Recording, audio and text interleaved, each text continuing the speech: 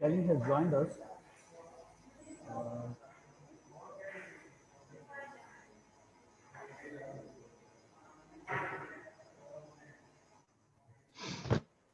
Morning. Morning.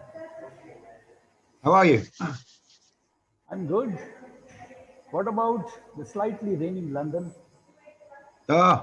It's it's -2 degrees Celsius here. Yeah, I'm gonna have to go and scrape some ice off the car a little bit later. So, are you ready for the lecture? Say again? Are you ready? Yeah, just let me check everything.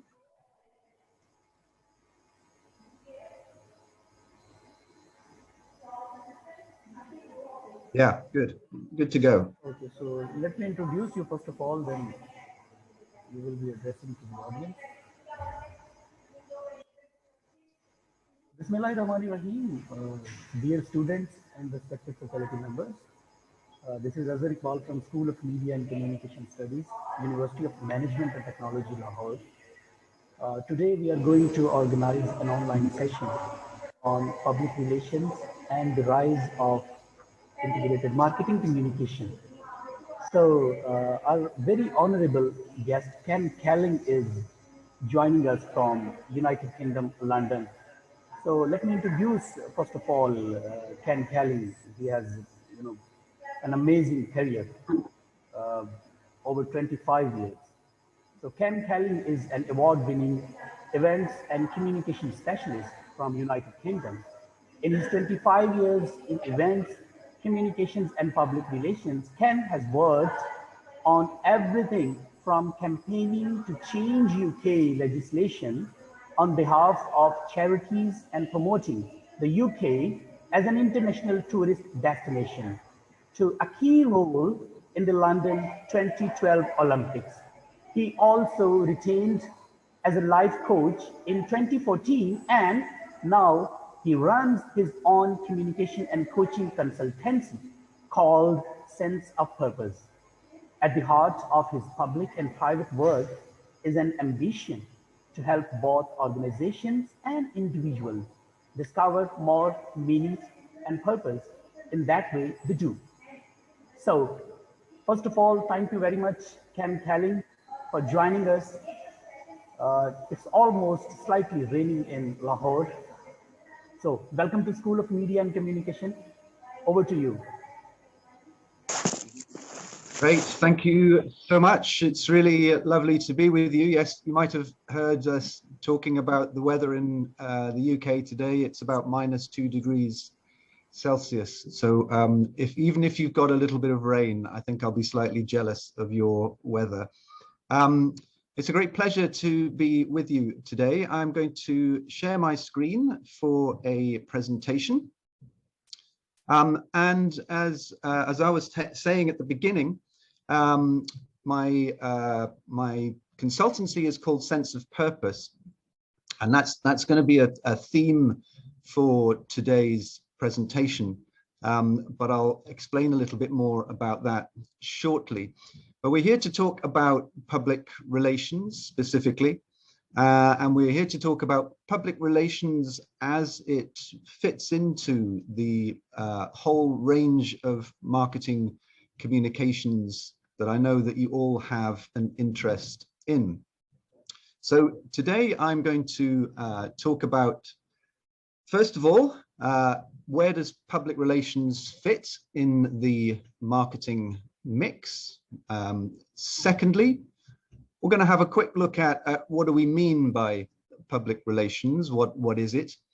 And I know that you will have looked at this within your studies so far, but I thought it might be interesting to look at some definitions of public relations over the years to see how they might have changed and what do we mean by public relations now as compared to a long time ago, because for me I think it's shifted and changed quite a lot. I'm going to touch briefly on what is it like to work in public relations on a day-to-day basis. What's the actual experience if you're working in public relations, which I know many of you will probably go on to do within your marketing careers. And then we'll get into the real, I guess, the real subject of today. You know, how has it changed over time? And then we're going to look at just two case studies, one of which is from my own real life career experience, and one of which I'm hoping will just demonstrate some of the points that I've been making earlier in the presentation. So I will go quite quickly. That will hopefully allow for some questions towards the end. So I will go quite quickly through the slides, and if something comes up for you, do ask at the end if there's a question or something that you don't understand. So marketing communications, what do we mean by that? Well, this is my very personal view on what we mean by that. And for me, marketing communications are the media channels that marketers use to communicate with their target markets. So it's the channels, I think, that are interesting and important here. And of course, these will be very familiar to you. They are things like advertising, which I know many of you are studying at the moment, direct marketing. Sponsorship is one I think that doesn't get referred to quite a lot, but is quite an important marketing channel for many companies. And of course, these days, with the dominance of the internet, there's everything from search engine optimization, pay-per-click, email marketing, social media, all of these things that are all channels to reaching your audiences. And of course, usually public relations or communications sits as one of those channels. But for me, one of the important points here is that PR professionals and communications professionals have a real role here in influencing the messages that go out through all of these communication channels. So when I was working in companies in PR, I was always looking for very, very close relationships with, say, the marketing director or the advertising director, because it was really important for me that PR and advertising and everything we were doing in marketing was always very coordinated.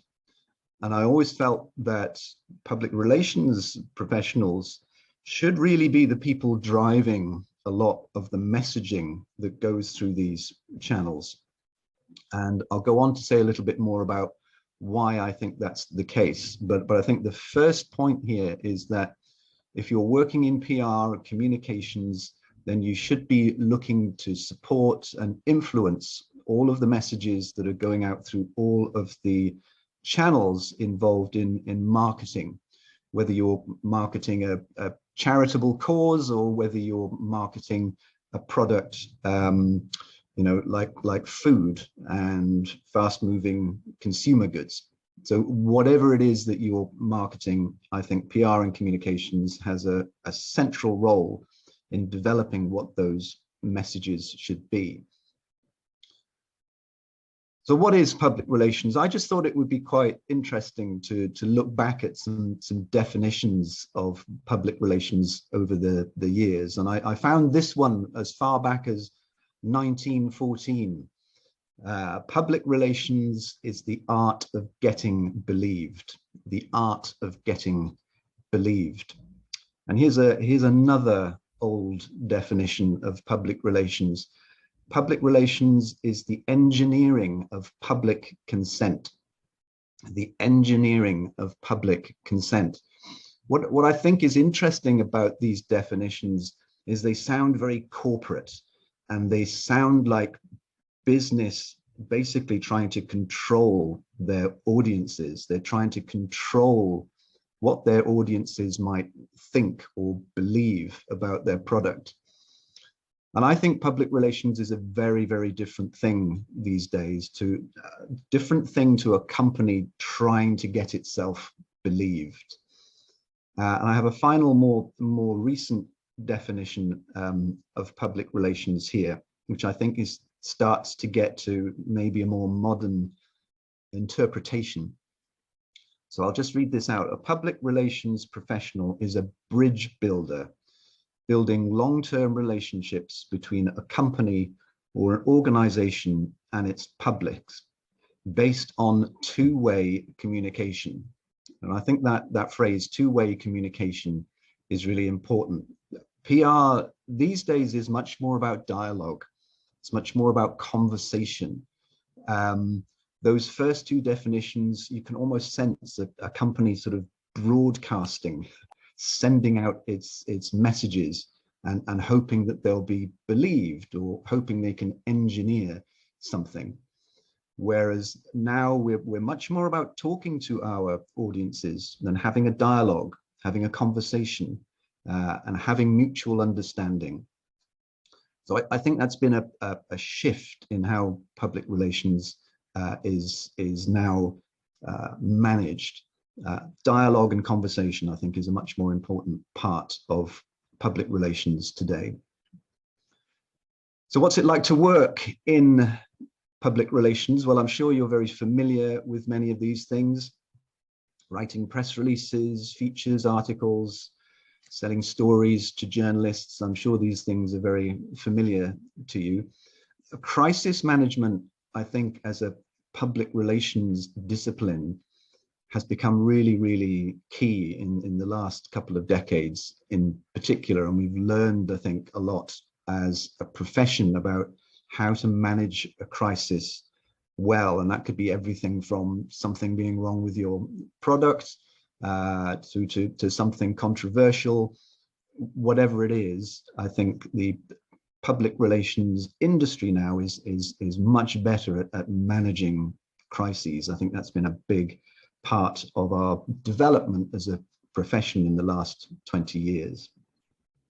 So none of these on this list will be a big surprise to you, I don't think, apart from maybe the bottom one, administration. Like any job, working in public relations does still have a lot of administration, a lot of phone calls, a lot of writing, a lot of things to deal with. So be prepared for that if this is a career path that you're thinking about. It has great moments when something you've been working on gets published, or you see things in the news that have come from you. But there is a lot of hard work as well in the background. There is a lot of administration involved in public relations. That's all the stuff about when you go into an office and what do you do. I think it's really about some other things. I think public relations is really about some other things. I think it's about understanding our audiences.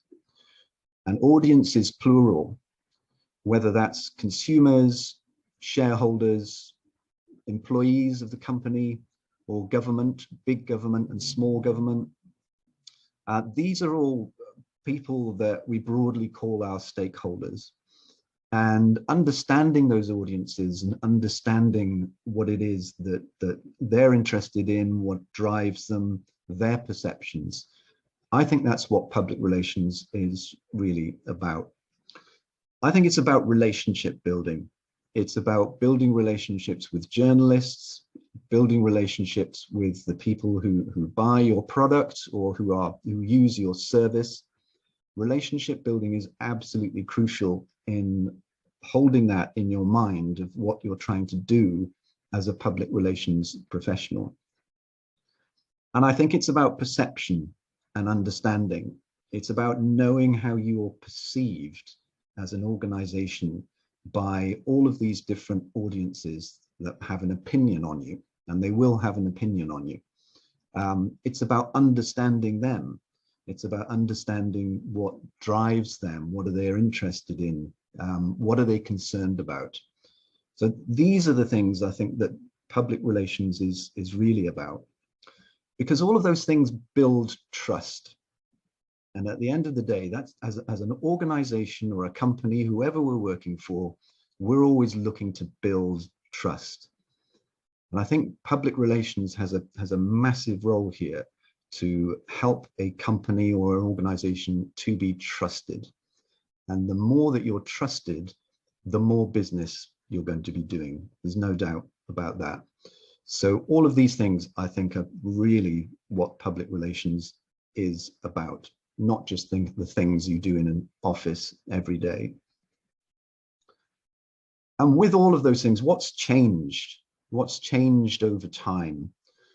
Well, some of this stuff will be really obvious to you, but this has changed in my lifetime, and no doubt there'll be changes in the lifetime of your careers too. So the internet and social media have had a massive impact on public relations. There's no doubt about that. The introduction of digital technology has had a huge impact, because that means I can make a video on my phone. Some of you may have seen a video. I can make a video on my phone. I can put it onto YouTube. I can do all sorts of stuff because of digital technology. I'm a journalist. I'm a broadcaster. You know, there are now millions of us doing this all of the time. In my day, when I first started, you know, there was not all of this technology out there. There really wasn't. So we need to be aware that we have thousands and millions of people who are their own journalists out there, and we need to be aware of what they're saying as much as journalists who are writing for a newspaper or working in TV. The news cycle has changed into much more of a 24 hours a day, 7 days a week. Massive impact, because all of those news outlets, they're all looking for stories. They're all looking for content. So the demand that comes from that news cycle has gone up enormously as well. And we also know that what that means, what these technological developments have brought, are global connections. We're all connected. I'm talking to you from Southeast London today. 20 years ago, I wouldn't have dreamed that this would be possible to do this. So we're all connected. And that means that there are many more movements happening throughout the world in a way that means that something small that happens in one part of the world can replicate and become bigger in all parts of the world. And as public relations professionals, we need to be aware of that, and we need to be on top of what's going on, not just within our own location, but perhaps worldwide sometimes as well. And of course, climate change. I'm going to mention climate change a few times through this, because I think it's really driving the values of many more organizations and companies now. And it's also driving the values of many more consumers. So looking to be sustainable, all of these things are starting to become really, really important for ourselves, for consumers, and increasingly for people looking at what companies do. And when people look at what companies do, that's when public relations comes into its strength. So these are all really big, important issues to be aware of, I think, now, and changes that have happened in relation to public relations. And what that means is, we as companies, as businesses, as organizations, we're a lot more accountable to people than we were in the past. And we have to be a lot more authentic. We have to be a lot more honest, because information is always out there, and the ability for your company to be talked about is always out there. So authenticity and behaving in a way that relates to your company's values is now much more under scrutiny than it was in the past. And again, that's a really important part of public relations. Storytelling, telling stories has become a big part of public relations. We are overwhelmed with statistics and numbers. And in some senses, a lot of people just get a little bit overwhelmed with numbers all the time. That used to be a key part of being in PR, was talking about statistics and numbers. there's a lot more now about telling stories instead. Telling stories gets people's attention a lot more now than figures might have used to be. So public relations is turning a lot to telling stories, the ability to tell a great story. And that again has been helped by the internet and video and ways of telling stories. So storytelling really gets to consumers and other people much more quickly now than facts and figures would. And finally, and this is what I'm going to talk about for the rest of the presentation, I really believe that people are increasingly looking for purpose and meaning within what a company does. What is the company's values? What is it that it's trying to do for the world? What is the impact that the company has on the world? And I think this is important for several reasons, and I'll talk about this now.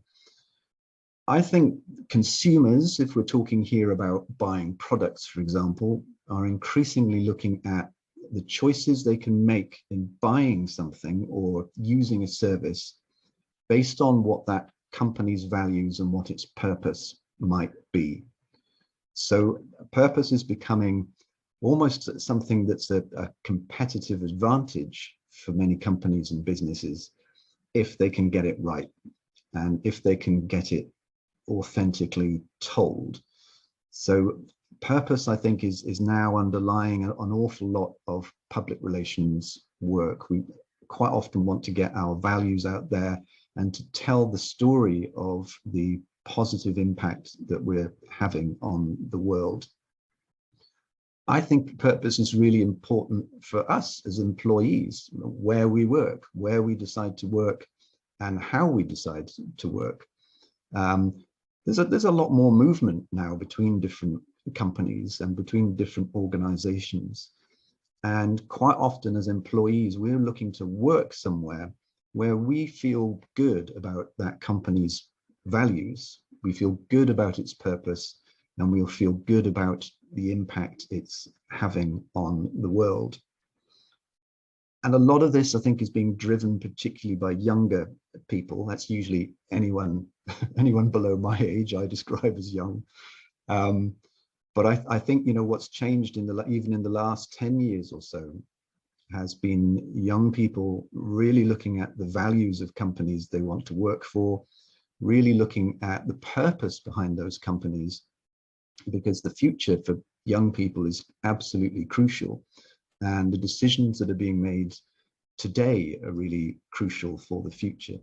So I think there's an awful lot of public relations work that needs to focus on young people and understand younger people and what it is that drives them, both in terms of things they want to buy or services they want to use, but also in terms of where they want to work. So for me, we are perhaps talking about, perhaps instead of being public relations professionals, maybe we need to think more about being purpose practitioners, people who are able to tell a story and to send out news and features and other things and messages, most importantly, that all relate to why it is that the organization or the thing that you're working on has some purpose behind it. And I'm going to try to bring this to life for you with a couple of examples, and then we'll finish. The first example is something I worked on back in 2012. In 2012, London and the UK were hosting the Olympic and the Paralympic Games. And I was working on the torch relay, which you may know, the Olympic torch is taken around the host country in the 2 months building up to the start of the Olympic Games, with the Olympic flame brought from Greece. Now, what we knew in thinking about the marketing and public relations of this big event, what we knew was the Olympic torch was a real subject for protests. And we knew that there was the possibility of protesters looking to interrupt the Olympic torch relay. That's not because they objected to the Olympics. It was more because they just wanted to attract some attention, because the Olympic torch has got some huge, big publicity around it. So if you're, if you've got a protest going on, it's very easy to try and disrupt the torch relay in some kind of way and get some attention for your cause. So we were aware that that was a possibility.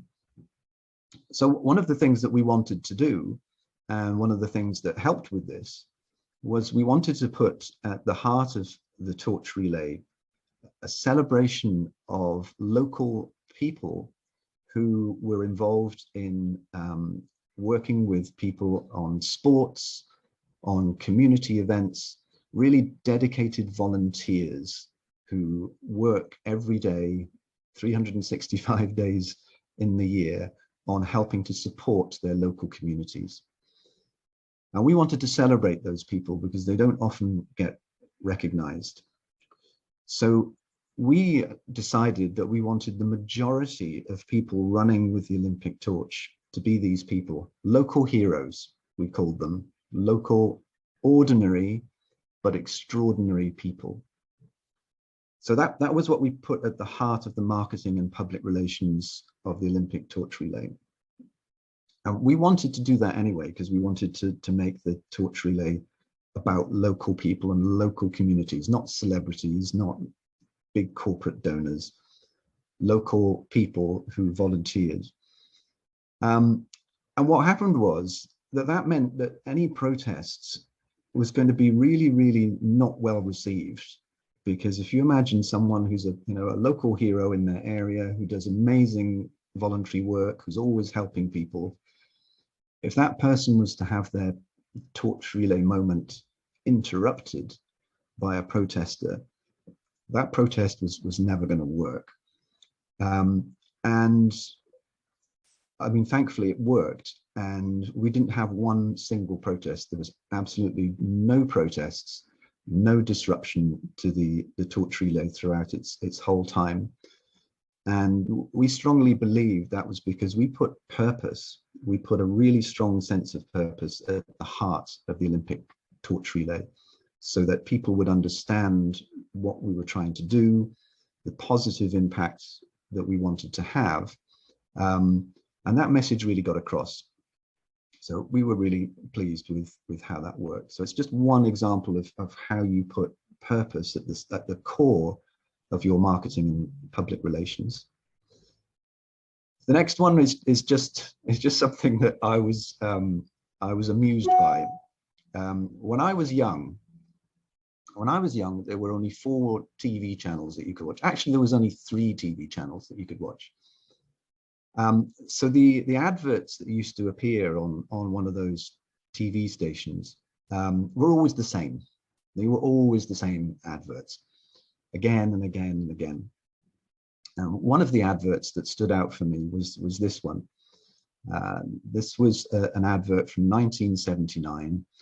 And the key part of this was advertising razors, or an electric razor for men.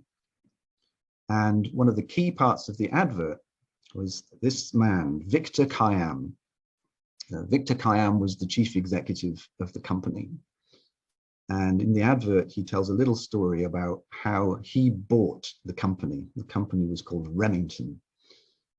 And he talks about, he loves the electric razor because it shaves him so closely. Maybe I should get one. But the tagline in the advert was, I liked the shaver so much, I bought the company. So, this is an advert that's, a big executive guy. I think we were supposed to admire him. I think we were supposed to think, wow, look at that. If I buy his electric razor, I can be just like him. I can be rich and buy a company.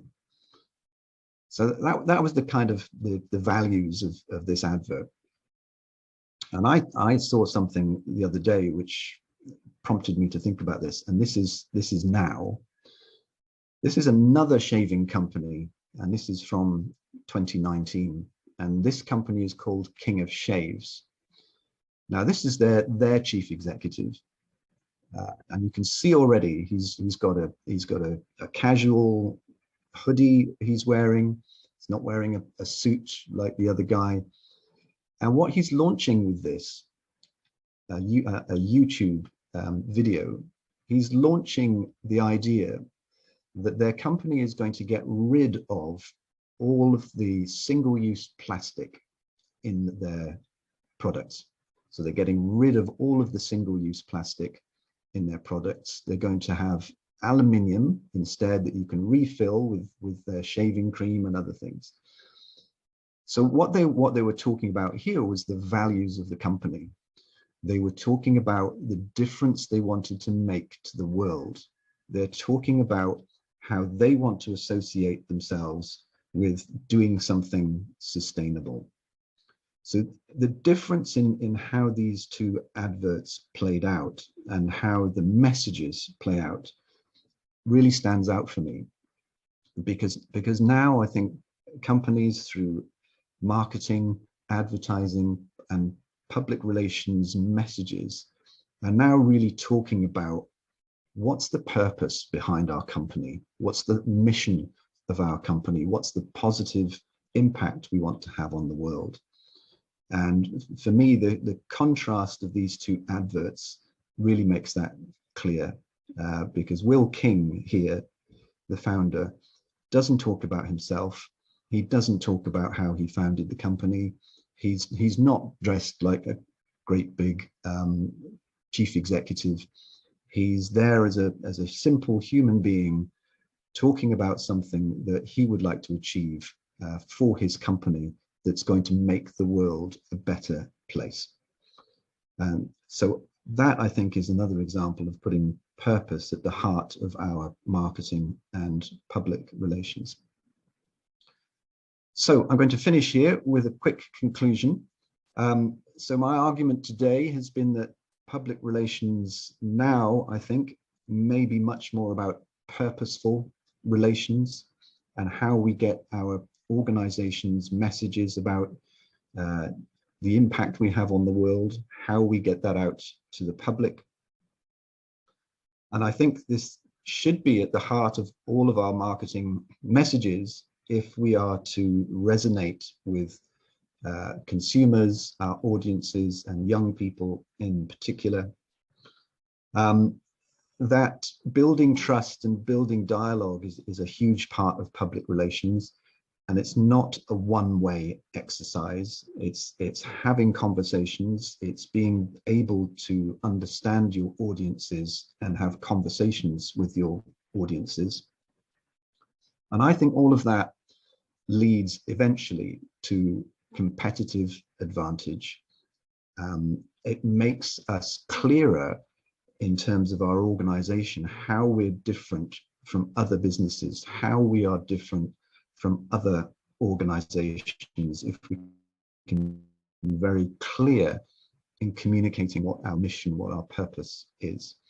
And I think it also makes us a better place to work if we're clear what our values are, if we're clear what our mission and our purpose is. That's my conclusion. I'm going to stop there and come back to Azar. Thank you so much, Mr. Khan. It was a very interesting talk by you on public relations and communication, and marketing communication. Now, I would like to ask some students if they have some questions. So this is the question answer session. So simply raise your hand if somebody has a question. We will take you one by one. Sir, I have a question. Mahim, Mahim Zahir. Okay, please.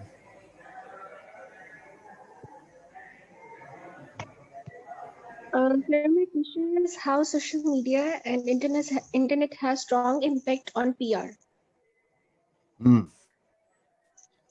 Yeah, really good question. I think social media has been one of the key driving forces for all of these changes. because, and I'll give you just 3 or 4 reasons for that. Number one, I talked about accountability. So, you know, obviously, if I'm a consumer of anything or a service user, I'm really able to talk about your company or whoever you are on social media. And, you know, as a PR person, you've got to be really, really aware of how you're being talked about. How are you being talked about out in social media, and how are you responding? And when I was talking about, you know, PR now being much more about dialogue and conversation, I think social media has been one of the key things for driving that companies have to have a voice. You have to have a voice as a PR person who's responding to all of these things that are being talked about on social media. So that's one thing. The second thing is about content, because, you know, social media is a huge consumer of content. So, you know, PR professionals are a lot more involved in the creation of video, in the creation of memes, in the creation of all sorts of stuff that you need to be engaged in as a public relations professional, because that's what's happening out there in social media land. So, you know, we need to be a lot more conversational. We need to be a lot more present out in social media for us to get our messages across. So, I think it's been a huge influencer on changes in public relations. Thank you. Okay, all So right. with Moise Hagar. Okay, sir. Hello, Mr. Ken. How are you So, doing? My question was that, your camera, please. Moise, sure, sir. please Just give switch me a on your minute. cameras while you are asking some questions. Sure, sir. Okay, Hello, Moise. sir. My question was that I how say, to become a. Yes, sir. Your question, please. Yes, sir. My question was that from Mr. Kim, how to become a competitive peer specialist. how to be. I didn't quite get the question there, Syed. It was something about how to become a specialist. In public How relations. to become a competitive peer specialist. Okay, how to be a competitive PR specialist. Yes, sir. Okay. Wow. Okay. I think you have to. Well, let me just talk about how I arrived at being a PR specialist. Maybe that will help. Yeah, sure, sir. I think you have to start with a very general experience of working. A good place to do that is in a PR agency. So getting some experience in a PR agency is often quite good, because you will get lots of different clients through a PR agency. So you might be working with lots of different types of people. So, you know, getting a wide range of experience through something like a PR agency is a good idea. But to be honest, what you're really looking for is what excites you. You know, what excites you and what are you interested in? Because the more you're excited about something, the more you're going to dedicate your time to it, and the more you're going to research it, and the more you are going to get into the detail of it. So I think specialism really comes from eventually understanding what it is that drives you, and what excites you, and what motivates you. So, you know, I've become really interested in purpose, because for me, it became something that I was really interested in, both for myself, but also for companies who were working in this space.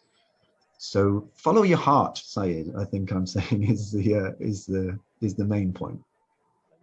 Dua Siddiqui is the next participant to ask a question. Dua. Hello, sir. My question is that how should a company, should manage crisis management when it comes to bad time? Wow, that's a great question. Dua, it's a really great question. I think we could probably spend about 4 days on that subject. Like I was saying in the presentation, Yes, it's sir. Just become one. little tips. Say again? I said just little tips that Little that will work. tips. Okay, so I think the reason that crisis management became such a big specialism in PR is because so many companies got it wrong. And so many companies got it wrong for really, really simple reasons. And those reasons I would say were perhaps three. One was they didn't react quickly enough. And in today's society where something can happen and within 30 seconds, it might be on Twitter or it might be somewhere, you have to react really, really quickly. Even if it's just to say something like we're looking into it or we're aware of it. So quick reactions is number one. Number two is the point that I was making about dialogue and conversation, because in the past, quite often what companies would do is just shut the door. They would just shut the door and not say anything and try and fix it or do something behind closed doors. And they weren't very open and honest about what was going on. So I think conversation and dialogue is number two. And number three is about showing some emotion. I think empathy is a much underrated thing in public relations. If you can demonstrate that you have some empathy for whatever it is that's happened, you're starting off with something that's a lot more favorable. And again, in the past, companies could sound very, very cold. They could sound very corporate. They could sound very, very like they didn't care. So as general principles, reacting quickly, having a conversation and dialogue, and demonstrating some empathy and emotion around the subject. Those three things, I think, probably some of the most important things to have. But how you manage a crisis is it's absolutely a key part of public relations, and there are courses, there are workshops, there are specialists and all sorts of people.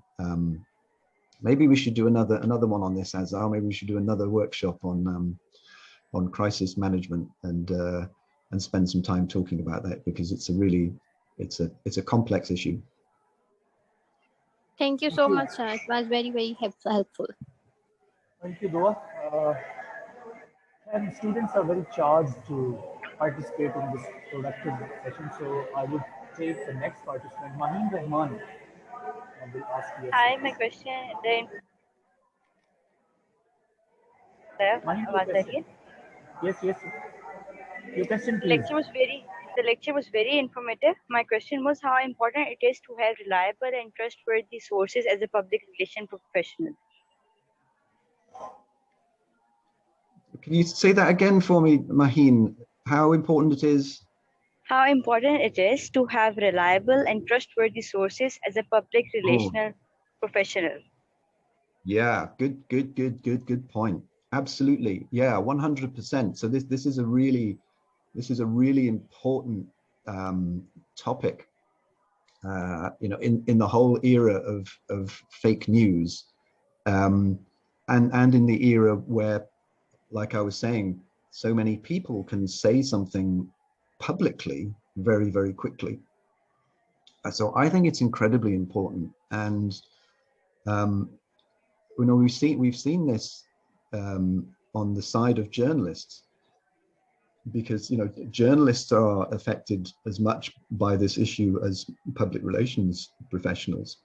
And we've seen journalists really make great big efforts now to have systems and to have principles that will almost kind of re-establish the idea that you do need to have reliable sources. You do need to have facts checked. you do need to have you need to have, you know, some authority on what you're talking about. You do need to some extent be an expert, or at least knowledgeable about what your subject matter is, because, you know, we're quite often dealing with a public or with audiences who might just hear one thing from one person and believe it. So I think it's incredibly important, and even more important now than ever, to have reliable and trustworthy sources. I think it's a really good point, and I think it affects both journalists and public relations professionals. So yeah, great point. Thank you so much, sir.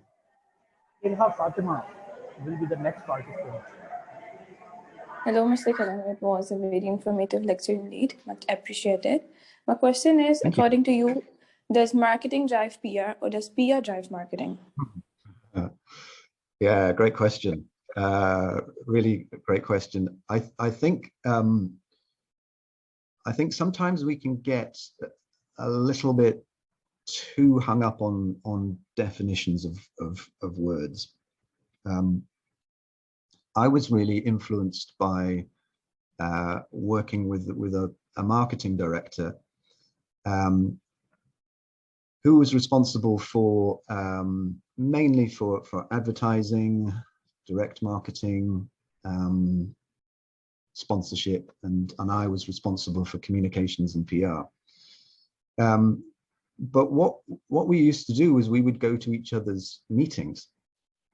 So if there was a meeting with the advertising agency or the media buying agency, I would be invited to that meeting so that I could understand, you know, what the thinking was there. But I could also bring a PR and a communications thought and head into those meetings. And then the marketing director would then come along to briefings with a PR agency.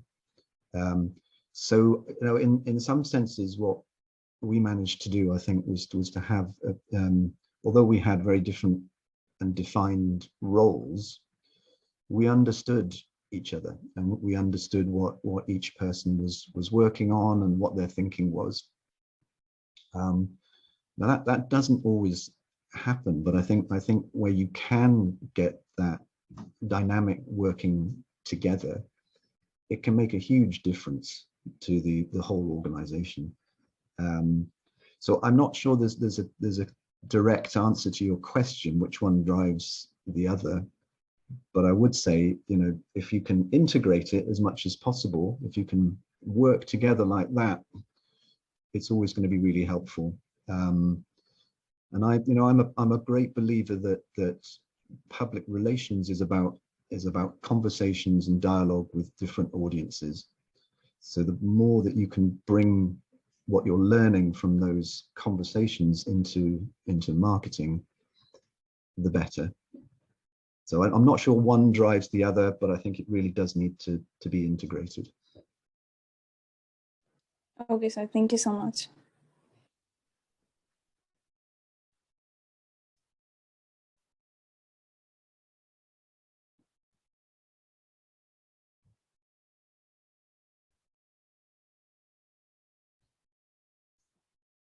Azhar, I think you're on mute.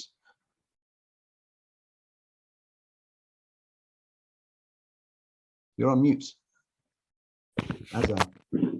You are not. You are muted. Okay, sorry. I was talking to Yahya Firoz, who was ready to ask a question. Hello, Yahya? sir. Hi. Sir, my question is, sir, how PR is different from advertising, publicity, and propaganda, sir? How is advertising different to public relations? Sir, advertising, sir. Okay, I think he wants advertising, to ask, publicity, sir. Sir, my question is, how PR is different from advertising, publicity?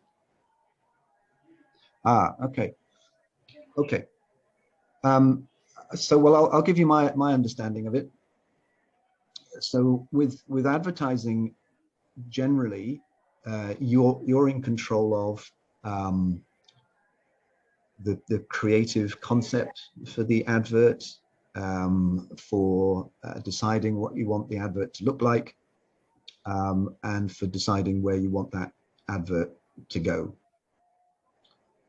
So when people see an advert, they hopefully they will understand the advertising, but you will have had control over where it goes. With public relations, that's true to some extent, because you might write a press release with a news story and send that out. But I would say when I was working in PR, I spent more time dealing with what other people were saying than I was in control of putting things out. So there would be days and days where I would go in with a nice to-do list and things I wanted to achieve in a day, and perhaps none of them would get done, because actually I was having to react to something that had happened, or something that was going on, or a news story, or something. So you have much less control over what's happening in the world, and with news, and with what people are saying about you. So one big difference is control. Create an advert, decide where it goes, how it goes. With PR, you don't always get that opportunity. The second big difference is really about what I would call the sort of believability of what's being said. So again, with an advert, if you're controlling what's being said, you can decide what the text in an advert says. You can make that decision. So you can control the message, and you can put that out there. With public relations, quite often there's much more of a conversation going on. So I might say one thing as a public relations professional, but somebody has the opportunity to disagree with it, or to say something different, or to have a conversation and a dialogue. So the style of the message can be quite different as well in public relations. So there's probably more, but I'll just give you those two things to think about. Sayyid Ali. Okay, thank you, sir. So we have the last two questions. Sayyid Ali. Yes, sir. Hello, sir. My name is Said Ali. I have a question that can PR advertising bring back the name of such a company who is already ruined in the market? Like an organization lost its name in the market, so can it PR advertising help it get that name of is in the market? Yeah, good question, because sometimes you see companies who either people have forgotten about, or maybe they used to be a big household name, but now they've sort of disappeared, or people don't remember them. Or you can sometimes see companies just kind of reinvent themselves, and suddenly they become a reinvention. And that that happens quite a lot in fashion, for example. Something wasn't fashionable, or people thought was quite outdated and old, but sometimes you can see them kind of become re-energized into something new and different. And quite often that doesn't happen by accident. Quite often there's someone behind this making some decisions about where they'd like to be placed. And I think if you can get your advertising, your public relations, all of your marketing channels, if you can get them all saying the same thing, then that starts to change people's perceptions of you. So absolutely, you can change a company, or you can change a business image. If it's a product, I think you really have to have something really honest at the heart of the product. I don't think you can sort of persuade people that, however much marketing you do, if your product isn't good or is still not that great, I don't think you can persuade people. But if you've changed your product, or you want to emphasize something about your product that wasn't there before, or you want to try and associate it, the same product, with something new, there's all sorts of ways that you can do that. But I think the key thing is that you have to have everything, again, integrated and aligned, because if your advertising is saying one thing, your public relations are saying another thing, and your product or service is something else, people just get confused. They just don't understand what it is that you're saying. So at the heart of all of your marketing has to be a consistent message, and something that people will start to see, whether they're looking in a magazine, an advert, whether they're looking at a feature in a newspaper. It's got to be saying the same thing. It's got to be aligned and integrated. But you can turn companies around like that. Thank you, sir. Will be the last question. Sir, as you mentioned that there was a time there was only 3 or 4 TV channels. So now we have a lot of TV channels. So my question is, do we really need a lot of channels for a good PR, for a good campaign? Oh, good question. No, I don't think you do. I don't think you do. When I used to send out press releases, we'd have a company that would send those press releases out for us, and they would have a list of television stations, newspapers, magazines, and they would send the press release out to all of those media channels. So you were looking, I guess, to get a spread of coverage for your story.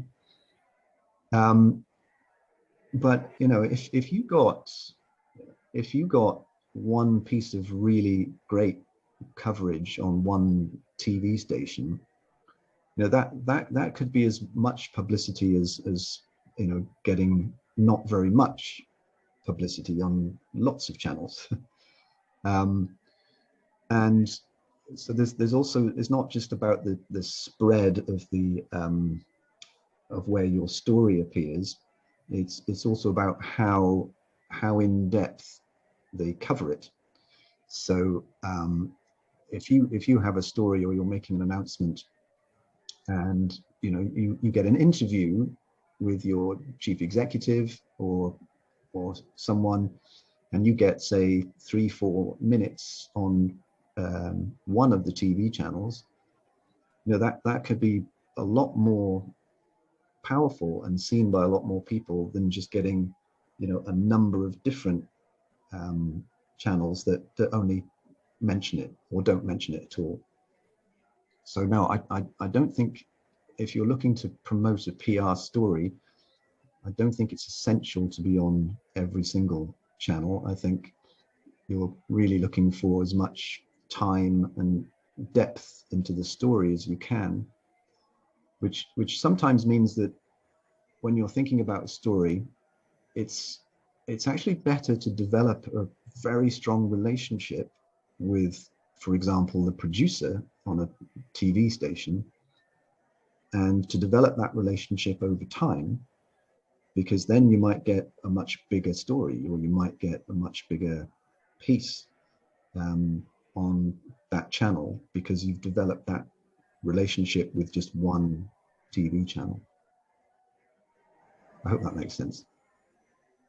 Thank you, sir.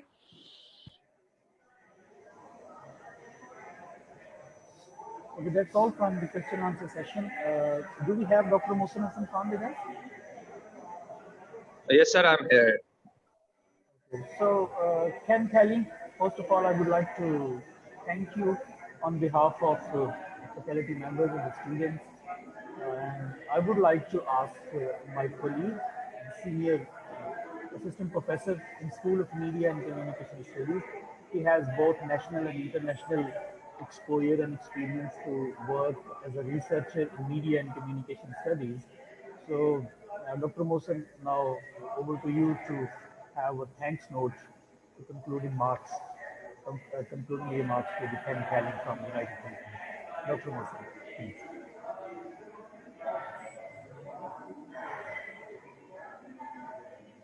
Okay, thank you so much, Mr. Azhar Iqbal. Now, before saying some thanks remarks to our honorable speaker, I want to say something to you as well. You know, the way I really appreciate and I fell in love with you, the way you are trying to engage our students with these kind of well experienced and professional folks from the industry.